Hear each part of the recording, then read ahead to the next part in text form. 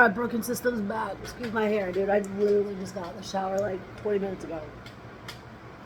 It's fucking so humid in South Carolina. I'm not even gonna sit here in front about it. I'm hot as shit. Um, I'm gonna go ahead and put this out here. I want to talk about mental health, and I definitely want to talk about mental health in prison or in jail. I mean, all the way around. I didn't have to experience it in prison because once again, I haven't been to prison yet. Knock on wood, it never happens. But I have been a recipient of being bashed in jail for having mental health issues and not being taken seriously when it comes to dealing with mental health when you're locked up. Sorry, I've been diagnosed with bipolar since I was 14 years old. Okay, I've been ADD since I was in kindergarten when it first came out. I mean, I was like that kid that could not sit still in fucking class. I was the kid that had the table or my desk had to be next to the teacher in order for me to like concentrate. I was the kid that was always jumping out of the line, had to hold the teacher's hand because it couldn't stay in line correctly. I was all over the place as a child, like for real. And like I was born in '87, so growing up in the '90s and early 2000s, mental health was not talked about like it is today. I mean, it's still not even really talked about today, but it's talked about a hell of a lot more than it was back when I was growing up. Because let's see here, when ADD came out, it was like, oh shit. I was going to an ADD therapist from kindergarten until shit, I don't know.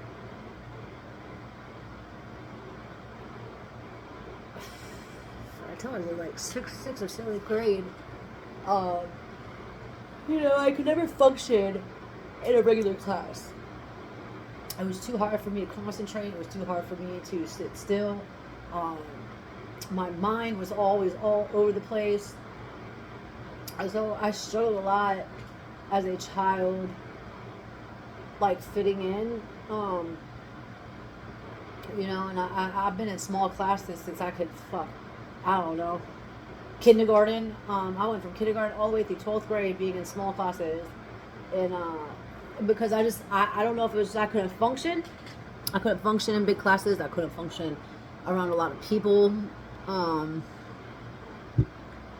I was very much different than my family, and I'm adopted, so we all know that. I was very different. My sister and my brother were very, very fucking smart. I wasn't.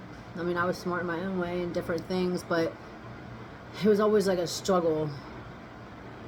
I hated being in small classes. I hated being made fun of for it. I didn't have a lot of friends. Literally sat in my house like all the time. Didn't really go out and do anything. I put all my time and effort really into horseback riding is what really came down to it. Because I excelled in that pretty well. Like, it was probably the only thing in this world that nobody could take from me. Like nobody could. I rode horses from age like 6 till my drugs took over and I stopped doing what I love to do.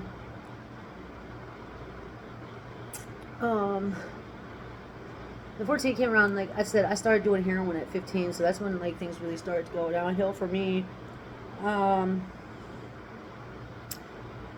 They put me on Depakote. That shit made me want to kill myself. I was off of that really quickly. I don't even think I was on that for like a year. I think I was on it for like 4 months, and I was like, this is not okay. I feel like I want to kill myself all the time on it. They took me off of it, went through a bunch of different tests, found out.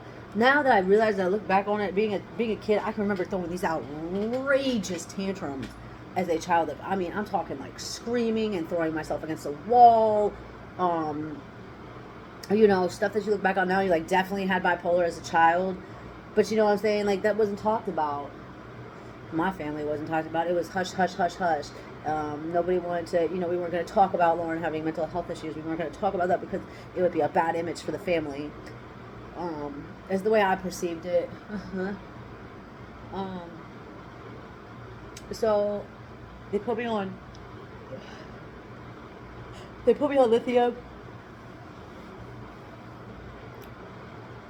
I had to get off of that real quick.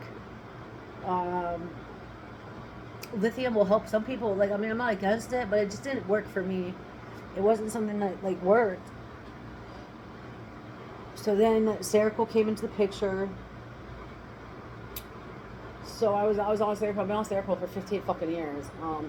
It has helped me more than any other drug, pharmaceutical drug, I guess you could say. The only disadvantage is you see it, my face twitches, and it's a long-term side effect of using Seroquel. So, like, you know, that's the shitty part about it. Because even if I stop taking it, my psychiatrist says it's never going to go away. So, it's crazy that a pill can have that big of a side effect on somebody. Now, and I'm in recovery. Now, do I think it's fucked up that I gotta take a pill to be happy? Yes. I think that's ultimately a screwed up thing, because here I am sober, but I have to take a pill to be happy. It don't make sense to me at all. Really, it don't. Okay, so that's backstory of it. Something that's really prevalent in this world is that mental health needs to be addressed in prison. It needs to be addressed in jail. It needs to be more, what's the word? It needs to be more,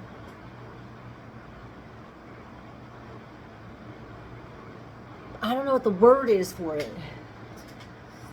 It needs to be more, like, I guess, looked into more. I don't even know the word really to say it, but every time I've been to jail, I brought my medication with me. Like, I don't go anywhere without my bipolar medication. Like, I mean, I have it with me all the time.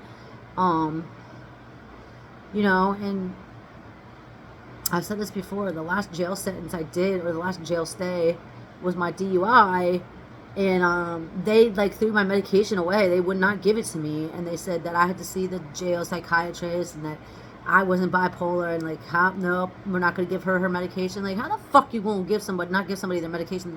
They've been on for 15 fucking years. Like, you all realize that if you had given people their medication, you would have less issues.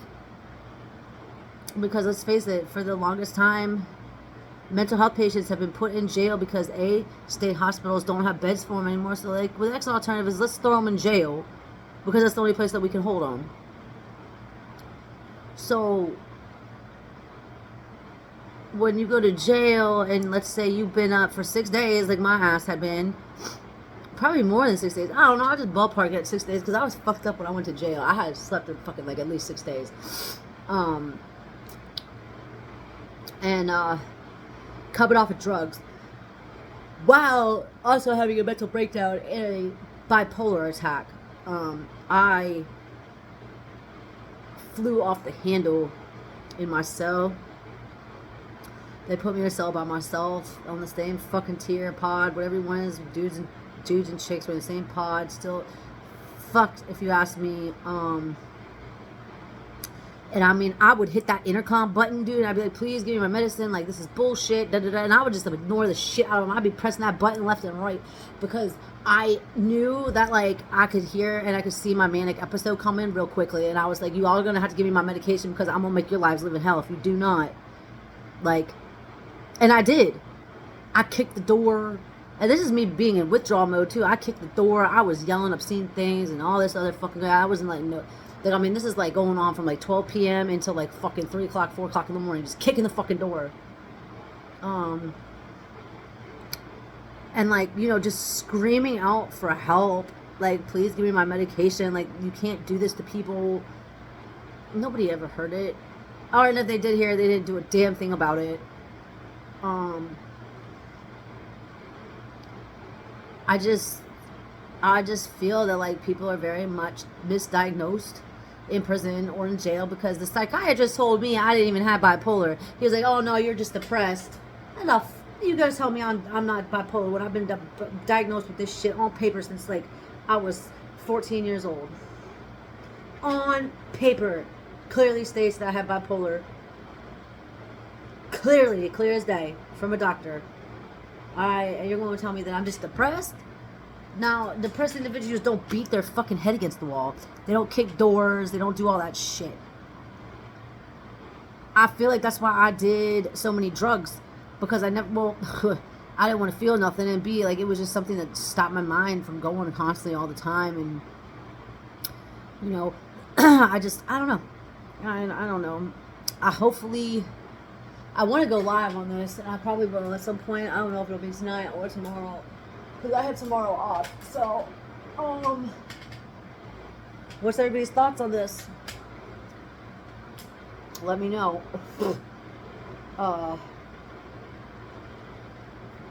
Let me know. I talked to Joey today. He's doing all right. He's still in the hole. He can't. He'll get out until next Thursday. That's really what happens.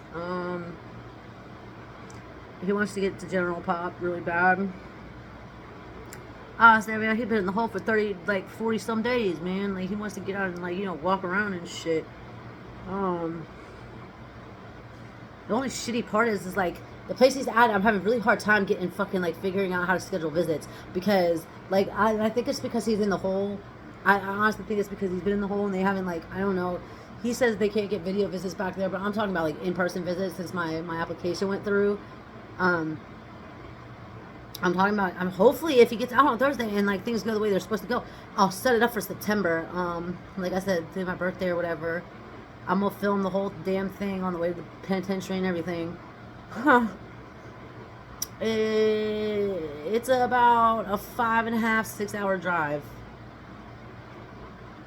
And from where I'm at. So, I'm a little bit nervous. Even if I do get these visits, like, what am I going to do if I get down there and they shut the prison down for some bullshit and I just drove 6 hours for no reason? I'm going to be really pissed. But here I am speaking it into existence. I'm not trying to speak it into existence. It's just not going to happen. I'm not going to, like, sit here and let that shit happen.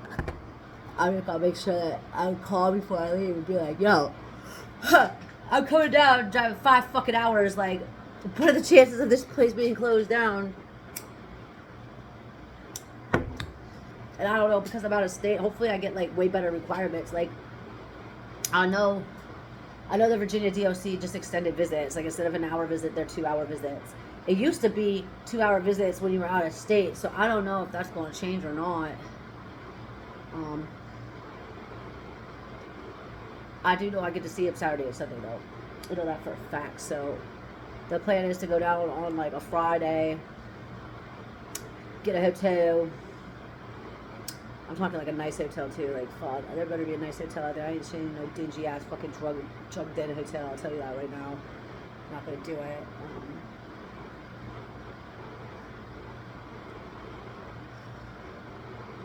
I'll save up a little bit of money before I go because I'm broke as shit right now.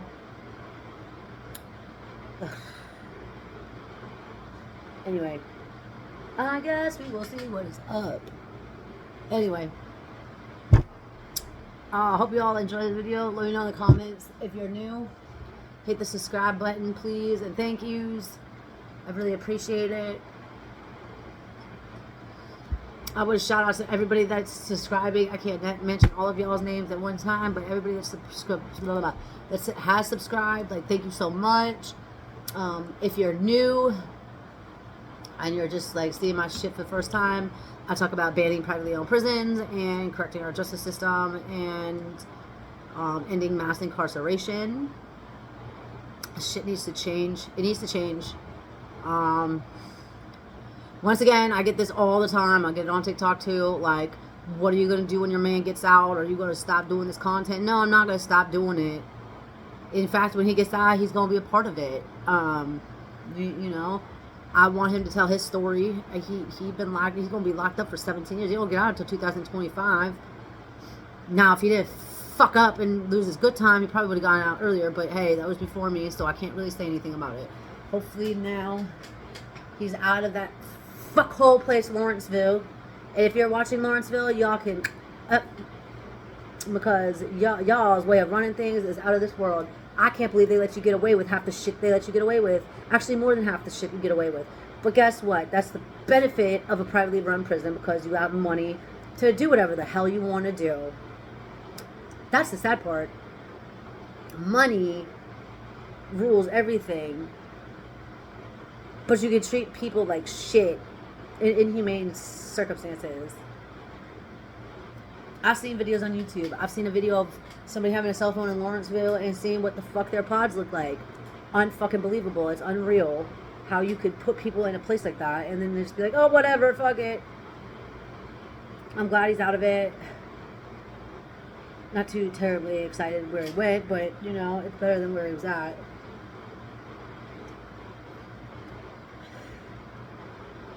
And trust me, I got my phone blown the fuck up after this whole incident happened with my video I put out the other day about Ohio. So I'm dealing with all the repercussions of that. Not that I'm sorry, because I'm not sorry I put it out there. It needed to be said. I hate snakes in the grass. I hate people like that. I hate people that try to sneak in and just like rip something out from underneath somebody, because that's not cool. That's not cool at all. Just because you think that you some player ass motherfucker that could just like go in there and steal whatever the fuck it is that you want to steal, like, no, that's not how it works with me, boy. Nah. Your intentions were fucked up, and you know that your intentions were fucked up all day. That's why you're blocked. That's why you don't get nothing. So, but to everybody else, love and light. Talk to y'all later. Doses.